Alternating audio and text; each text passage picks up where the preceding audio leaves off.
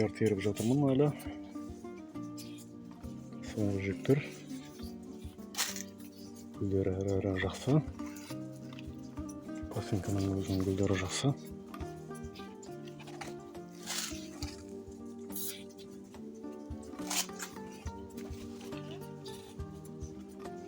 Бұл соңғы жүк. Аяқ жағы, яғни теплицаның.